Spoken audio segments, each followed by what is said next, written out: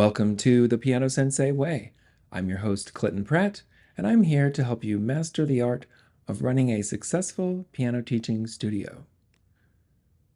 Today's episode is a bonus episode as I was interviewed by Rachel Ehring of the Topmusic Piano Podcast. We talk about my journey from solo teaching to hiring a team of instructors and dealing with the challenges and rewards of expanding my studio. We talk about the benchmark program and building community through recitals and group classes, and give tips for teachers considering a similar path. We also talk about upcoming projects and my ongoing work with the American Eurhythmics Society. Take a listen. Today, we are diving into a topic that I know interests a lot of teachers. If you have ever thought of hiring another teacher or teachers to teach in your studio, you are going to want to hear today's episode. You're going to find out that it might not be as hard as you thought it was. My guest on the show today is Clinton Pratt. Here's a little about Clinton. Clinton Pratt has played piano for over 40 years and has been teaching piano for over 22 years. He owns a multi-teacher piano studio in Cincinnati, Ohio, is past president of the Ohio Music Teachers Association Southwest District, and is a member of the College of Examiners for the Royal Conservatory of Music based in Toronto, Canada. Clinton has a master's degree in piano, is a nationally certified teacher of music, and holds a teaching certification through the American Eurhythmics Society. He is also the president of the Greater Cincinnati Eurhythmics Society, has been published in American Music Teacher, and was on the editorial committee for that journal from 2017 through 2021. In addition to teaching and adjudicating, he has given over 50 workshops at local, state, and national conferences on various topics concerning piano teaching and running a successful music teaching business. Clinton recently started a podcast to help teachers also run a successful piano studio, the Piano Sensei Way. Somehow he finds extra time to compose pieces for these students, which are now available to teachers across the world. Here's my chat with Clinton. Hi, Clinton. Welcome to the show. Thank you so much for being here today. Would you mind introducing yourself to listeners and tell us a little bit about your piano studio? Sure. So my name is Clinton Pratt, and I live in Cincinnati, Ohio, and I own a piano studio called Piano Sensei. And we have 6 instructors, including myself, about 75 students a week. And we do private lessons, all piano lessons.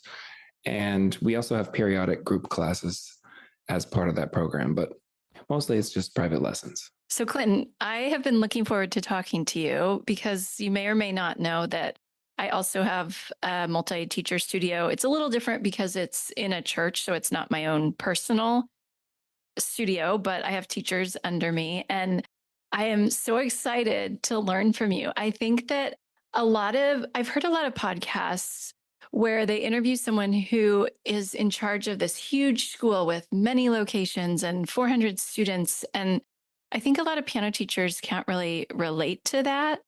But I've heard teachers say like, yeah, I'd like to hire another teacher or two. Like that's my long-term dream. So I was really interested to have you come on the show because yours isn't huge yet, but I feel like you're doing it really well, just from what I know, and we'll get into it. But my understanding is that quality is really important to you, and you have nice instruments, and you're doing a great job. So here we go. Tell us a little bit about how you became a piano teacher and how that journey led to where you are today. So yeah, I've always played piano. I come from a musical family. My parents sang, and my grandma played piano, taught piano. My mom played a little bit of piano, and my sister was actually sort of my first unofficial teacher. She was 6 years older than me, and just as soon as I could like sit up at the piano and move my hands, she would teach me things. So I've always played. I never thought it would be my career, though. I've always loved music, and I also did trombone in school and marching band. I never thought it would be, my career is just always something that I did. And then I won a scholarship competition, piano, and, I could only get the scholarship if I majored in music. So go where the money is. So yeah, so I majored in music to get the scholarship, and then realized, oh, actually, I like practicing and learning more, and taking all the theory classes and accompanying and all this stuff. So I just continued with that, and then went to grad school mainly because I didn't know what else to do or like what kind of job I would have. So I thought, well, I'll just keep studying piano and keep learning music. And then after grad school, I started teaching at a local studio. I did some teaching before that, as well, but I started teaching at a studio just because, again, I really didn't know what else to do. I thought, well, I gotta earn some money. So, but once I started teaching, yeah, I realized that I really liked it. I'm kind of a problem solver, and I like puzzles and math, and I like listening to people and talking to people and figuring out what makes them learn. And I'm very curious and all that stuff. So it was just like a perfect fit with the music and that part of my personality. I just loved it. Every student that came in was different, and I was trying to figure out what would work for them, and I loved helping them figure it out. And then, so it just grew from there, until I have my own studio today. Yeah, thanks for your honesty. I kind of had the same journey where I sort of just fell into it, and I kept kind of buying into the promise that, oh, if you get another degree, then you'll have more job opportunities. And well, I'm not sure what else to do, so I'll do this for a while. So, and it sounds like you found something that's a really good fit for you. And I bet all that math and puzzle solving comes in handy as a business owner as well, I would think. So we'll get into some of that. When did you know that you wanted to start adding teachers to your studio? Can you tell us a little about the process of, I don't know if you had your own studio, private studio, and then added teachers, or how that came about? My studio was basically in another multi-teacher studio. I started out there, being hired to teach there. And then I gradually just sort of like made it my own studio, where I was just like renting the room because I wanted to handle my own scheduling and set the tuition and all that. So I had my own room where basically I would pay rent, and then I just ran my own studio out of there. But then that building actually suddenly sold, and we had like no notice, and I had to find some other place to go. And that had a little more room. And so then I thought, okay, well, now this is like my real thing and it's legit. And I was turning away students because I didn't want to take any more. So it was just natural that, oh, I should hire another teacher. That way students can still enroll, but I don't have to, add Saturdays or, teach 7-day weeks or anything. Plus now I had my own space, and it had the opportunity to like add another room and another room. So the landlord basically rented me one room and then said, if and when you need another room, let me know and we'll add that on. So at that point, when you felt like you were turning students away, do you remember how many students you were teaching at that time? Yeah, I had about, well, let's do the math. I was doing 5 days a week, probably six to 8 students each of those days. Like hour-long lessons? A lot about, or a mix of 30-minute an hour? 30, 45. Yeah, mix 30, 45 in an hour. So yeah, so I had 30 to 40 students. So when you first decided to hire the teachers, how did you go about that? Did you start researching about making them employees, or did you decide to do independent contractor? I know that I hear this question all the time. Teachers want to know, do I have to make them employees, or can they be independent contractors? Right. I don't want to get too much into that because I feel like that's just like not my area. Mine are contractors, not employees. I think it depends on the state you're into. I think there's different laws based on states. So don't just assume that you can make them one or the other. Right. And the first teacher I hired, actually, he had substituted for me a couple times. So I knew him already, and that was nice. It was another teacher in our local teacher organization, and the local university, and I had to be absent for various reasons, and reached out to him and said, "Hey, will you want to sub for me?" So a lot of my students knew him already. And then once I was at this point of needing to hire somebody, that made it easier. We kind of already had a relationship, and some of my students already knew him. I actually gave him my Mondays, so I didn't have to teach Mondays anymore. So not only did I add more students who were waiting, but I started teaching less. So that was nice. I'm like, you know what? I want Mondays off. I want 3-day weekends, or at least to have the choice. Like I still do work. I'll still do work on Mondays, but I don't have scheduled lessons. Yeah, I love that. So then as you added more teachers, were these also people you knew, or how did you find your other teachers? Yeah, good question. It's very difficult. And I don't know if other teachers struggle with this. It's really hard to find I struggle with it. So teachers. Yeah. And let alone good teachers, like it's hard enough just to find anybody.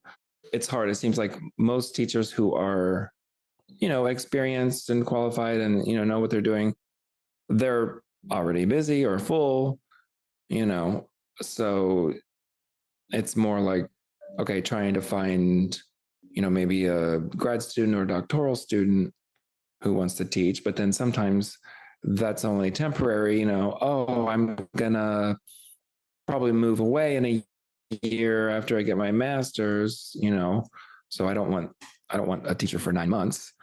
And then sometimes also they didn't necessarily want to teach.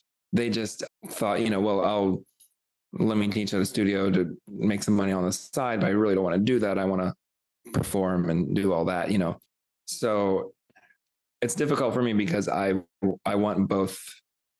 I want teachers who are committed and want to teach, and they want that to be their passion like it is mine. But then it's also like, well, I need to take what I can get because I can't find anybody, I know. I totally feel you. I am in the same boat. In fact, I'm looking for another piano teacher right now for my conservatory. Shout out if anyone in Southern California needs a job. I'm hiring.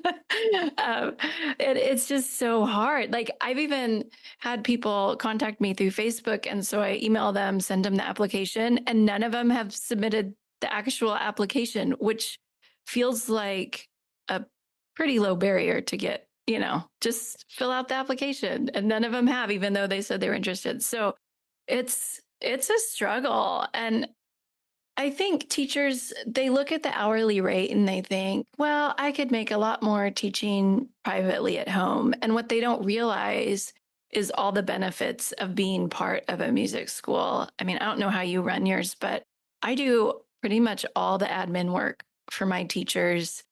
I'm getting students for them. I'm doing all the scheduling, all the billing. They pretty much just have to show up and teach, which I would think for some teachers that would be really attractive. Sorry, I'm getting off on a little bit of a tangent here.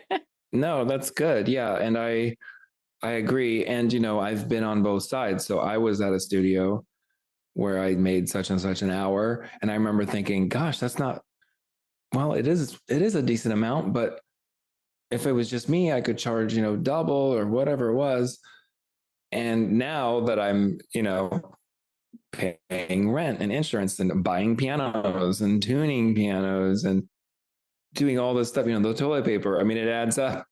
And now that I'm on this end, I'm like, wow, okay, I get it, but like you said, there are benefits, and I've got a whole list, but like you said, I collect up the payments and handle all that, so the teachers don't have to, make sure that the tuition was paid. And I mean, that's a huge relief. And, that is worth something. I do all the advertising, all the marketing. I deal with most, any of the problems that come up with clients. That's not like about their lessons. I book all the recitals. I order all the materials. The facility, like we have really nice pianos. Sure, you can do it on your own, whatever piano you have and at your apartment or house, but to have a nice facility, that says something. Yeah. And then we also have, things that are unique to my studio, like achievement program that we have that doesn't exist anywhere else. So, okay, you can create your own, but I spent 300 hours making it. So, it's like I did all that work already. Yeah. Could you talk a little about that? Because I was curious about how you, I guess, control the quality in your studio. Because, like we said, we might not have the top-notch teachers, but how do you go about controlling that everyone is getting a quality education? Yeah. So it starts with, the hiring process. So the first is, application, interview, and then usually there's a second interview, and I'm asking them a lot of questions like, here's a scenario. There's a 9-year-old boy and he practices like this and plays like this. And what would you do? Or what would you do with a 5-year-old in their very first lesson to engage them? So I, ask them specific things and try to get to know them that way. And then I actually have them observe several lessons for sometimes several weeks or even months, so that they know sort of what it's like here and how we teach and the basic philosophies and everything. Then I observe them. So, I'll have them step in like they've been observing lessons with Johnny, every Friday or whatever. And then eventually I'll say, okay, now so-and-so is going to help you with this part, and then I observe the teacher working with the student. And so that tells me a lot. And then, I give them feedback.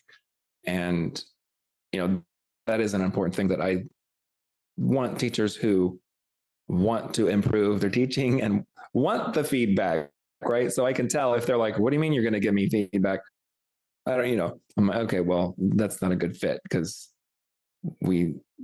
I want a culture of, learning from each other. I want people to observe me and say, oh, why did you do that? That was weird. And, maybe I can learn things from them and so on.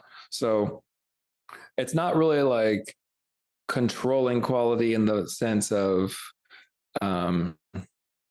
you have to do things this way and like that. It's more of just the whole process that kind of weeds out the ones that wouldn't be a good fit. Does that make sense? Yeah, it does. So how long does that process take from when somebody submits their application to when they're actually officially on board? It varies. It's been just maybe 2 or 3 weeks up to maybe 2 or 3 months, just depending on scheduling, like how often they can come in. Or like if I was a little more desperate with needing a teacher, maybe I would go ahead and hire them, but then still like observe and do some orientation and onboarding like that as it was already started. Gotcha. And then you were talking about a program with your students to kind of gauge their progress. What does that look like? And maybe along with that, you can tell us if all of your teachers teach out of the same method books or if they're teaching different ways. Yeah, so we don't dictate what method books teachers use, although I have my favorites and those are in stock. So, Piano Adventures and Alfred Premier Piano Course, also the Music Tree. So yeah, it's more important just the teacher, how they handle things versus the method. And then, yeah, our achievement program is called the Benchmark program. And it's sort of like karate belts because there's different colors. So like in karate, you have white belt, yellow belt, orange belt, etc. Ours with Benchmark, there's like little symbols that look like a piano bench, and those are the colored symbols. And it's very comprehensive. So in order to go to the next level, students have to complete requirements in multiple categories. For example, technique, playing memorized pieces, doing listening and ear tests, sight reading, improvisation, and they also have to get points from participating in events, sharing their music, and doing projects and stuff. So once they complete everything in every category and get all the points, then they go on to the next level. Gotcha. Okay. And is that something that the individual teachers are monitoring and they're doing all the testing for that in lessons, or how does that work? Yes. And so that's part of like the orientation and onboarding too, is like making sure they know how that works. And, I've got it all set up already. So it's pretty easy. We've got charts to mark everything off, and all of the tests and everything. I have that all already, set. Teachers don't have to like make up tests or exercises or anything. I like that a lot. That kind of, what's the word, levels the playing field, I guess, or brings everyone up to kind of the same level. That's great. I would love to talk just a little about the logistics of your day-to-day, or the studio's day-to-day, I guess.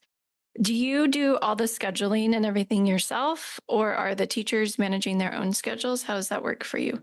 I do the initial scheduling. For example, when a student enrolls, I know the teacher's availability, like they're here on Tuesdays and Thursdays from such and such. And then, so I know the open slots, right? So I'll do the scheduling as far as that's concerned. But then the teacher is free to move things around on their day if they want, without asking me. I don't care what they do, like if they're here on Tuesdays in a certain room, I don't care if they switch their 3:00 person with their 5:00 person. Or do they have to go in and move it on like your scheduling platform, or do they just do it and it whatever? Yeah, we use Teacher Zone. So yeah, it has the schedule, it has all the rooms and everything. Yeah, so as long as they do it in there and that's accurate, that's fine. So they can manage that. Now, if they want me to do it, I will, because I'm, the admin, and that's my job. So, if they're like, hey, I want to move this student, can you do that for me? It's like, well, yes, you could do it, but yes, I'll do it. Okay. So students, they enroll, and do you do a meet and greet with the students, or a trial lesson or something? Yeah, we offer a free trial lesson. I actually love doing that. I know it's my time, and, some people are like, oh, I don't give away my time for free. But it's advertising. I mean, you just think of it as paid advertising. So it's 30 minutes. So yes, it's my time. I meet with everybody. So all the trial lessons are with me because I want to meet the client, whether it's an adult student or it's the parents. I don't want to just enroll someone. So I like to meet them. I give them a tour of the studio. I show them around. We talk about things, and then we do like a little sample lesson with the student. Usually I want them to make music and be happy instantly. So I usually teach something by rote and do some improv, just to be like, look, you can make something up. You didn't even, you don't even know the notes and all this stuff. And it's amazing, so I want them to have a good time. Then once they enroll, so one of the reasons I like the free trial lesson is we probably have like 85 to 90% conversion. So 85 to 90% of people who come for a free trial lesson sign up. So, I mean, to me, that's worth it because it's 30 minutes of my time, and then they're paying thousands of dollars over their whole enrollment, many, many thousands if they stay for years, right? I mean, tell me that's not worth it.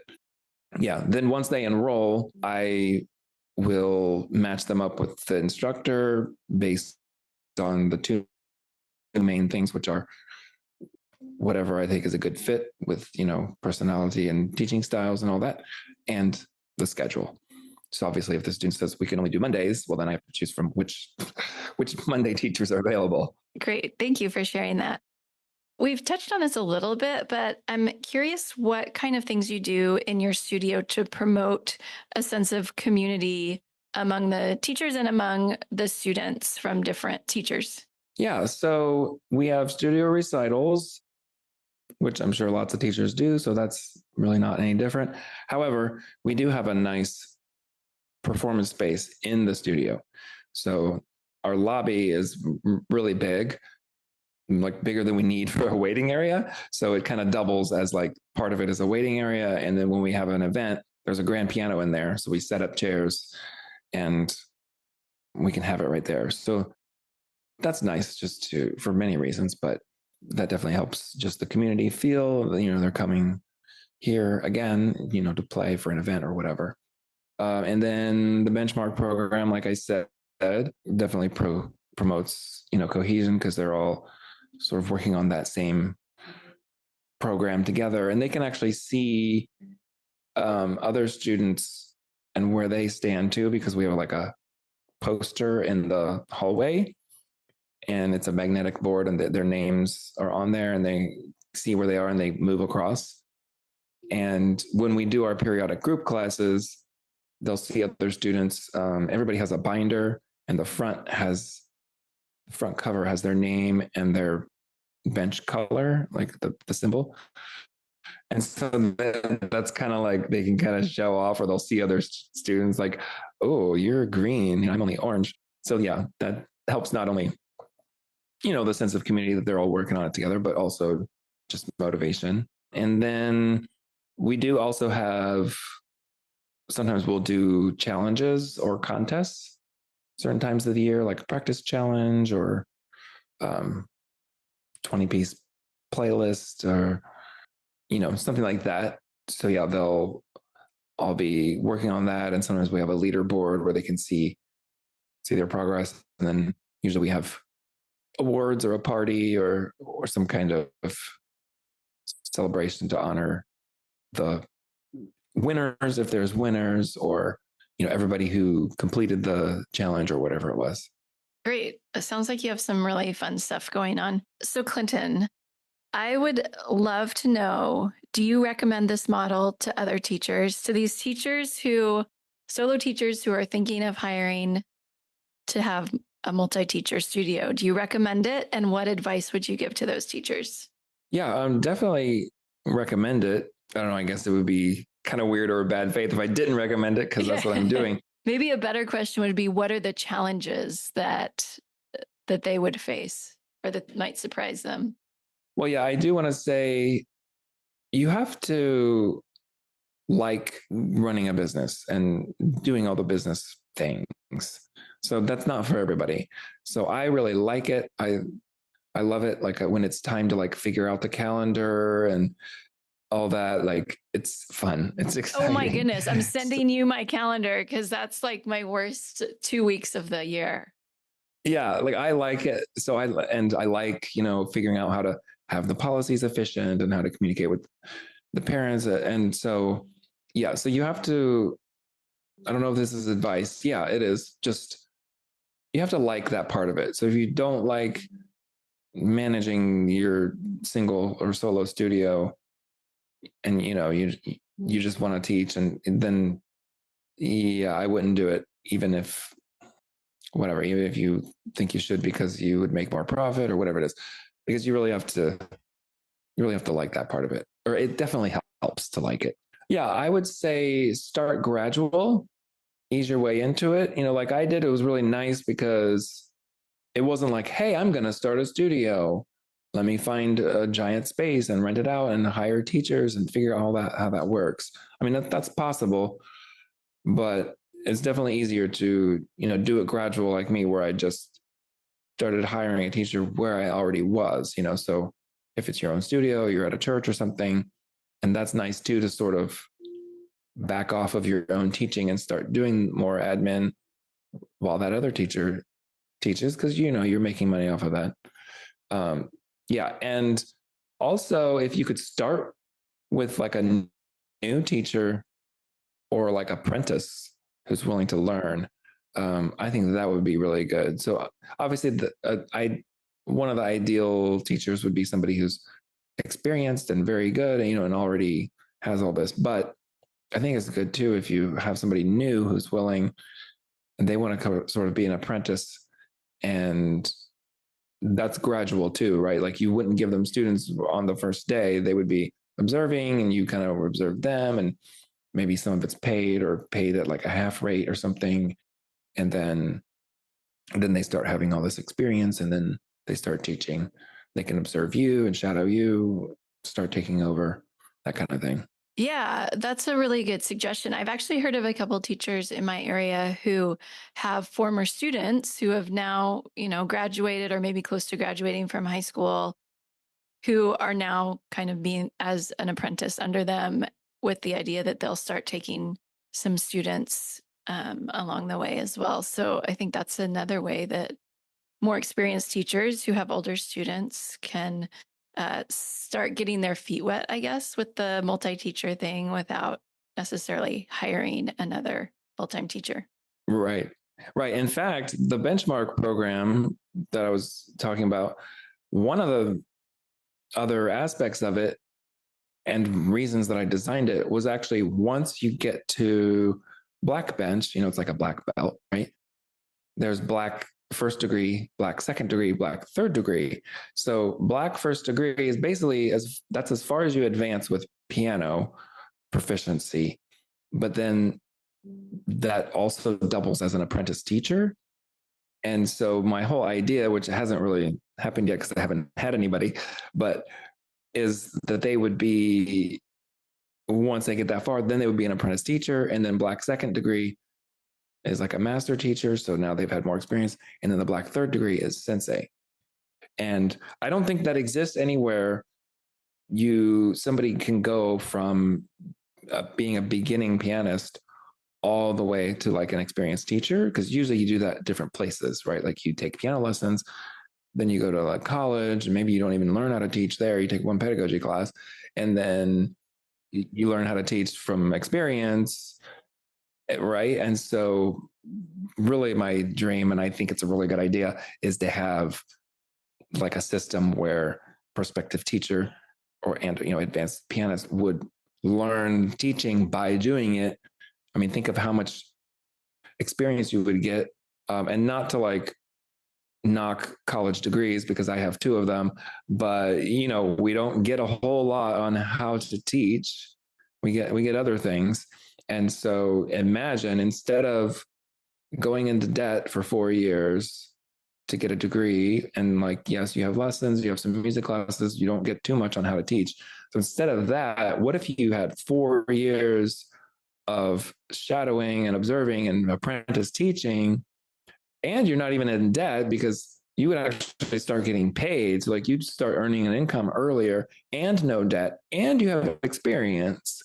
I think that's really good. So it's just a matter of convincing people, hey, don't go to college for a degree, be a apprentice at my studio. Or go to college nearby and do both. Get the best of both worlds, right? There you go. Yeah, that was very clever of you to set it up that way. I like that. So, Clinton, what is coming up for you that you are excited about in the coming months, either in your studio or your own professional life? Yeah, so I have a concert coming up next month. I'm playing with my friend Michael Ronstadt, who's a cellist. And that's really fun for many reasons. But one, it's kind of rare because I don't really play that much anymore. I'm mostly, teaching, running the studio, and going to conferences, and I do RCM exams and all those other stuff. So it's fun to like actually play, and I get to, play the piano.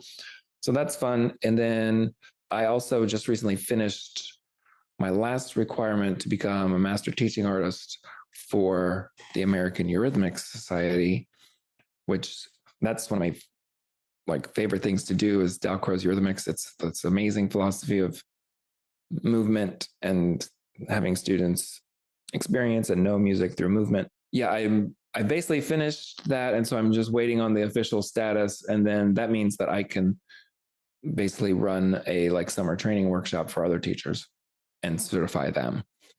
And then I have one more thing for the studio. I'm actually going to start a group class for students, and they don't have to practice. Whoa.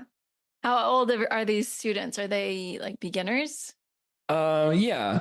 And there might be different age groups. I'm going to start one that's probably, like 6 to 8 or 6 to 9 years old or whatever. But I wanted something because sometimes there are students who they don't enroll, or they do enroll and they quit because, just the practicing is, the parents can't get them into a routine, or, there's all these reasons.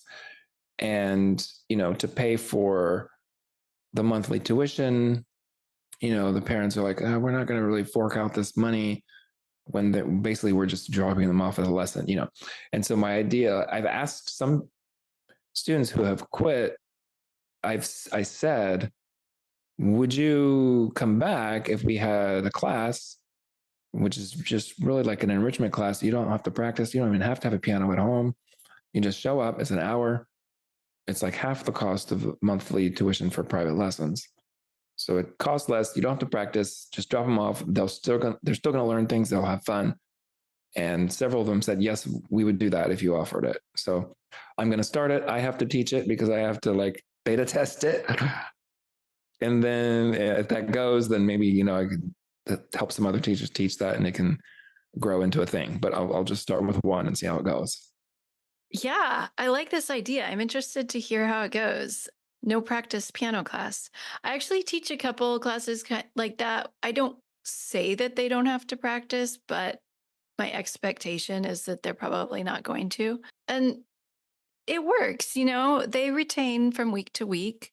And by the end of the class, I'm like, well, they know more than when we started. So that's good. It's a kind of a time for them to learn about the piano, black and white notes, where the note, the note names, things like that. And they can learn little songs. I feel like the songs, they don't retain as well because they're not practicing from week to week, but they seem to retain the musical concepts pretty well.